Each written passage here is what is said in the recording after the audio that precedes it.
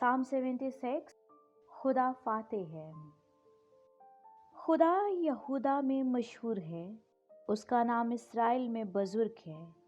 सालेम में उसका खेमा है और सयून में उसका मस्कन। वहाँ उसने बरके कमान को और ढाल और तलवार और समाने जंग को तोड़ डाला। तू जलाली है और शिकार के पहाड़ों से शानदार है। मजबूत दिल लुट के वो गहरी नींद में पड़े हैं और जबरदस्त लोगों में से किसी का हाथ काम ना आया। ए यकूब के खुदा, तेरी झिड़की से रथ और घोड़े दोनों पर मौत की नींद तारी है। फक्त तुझ ही से डरना है और तेरे कहर के वक्त कौन तेरे हजूर खड़ा रह सकता है। तूने आसमान पर से फैसला सुनाया, जमीन डर कर चुप हो गई।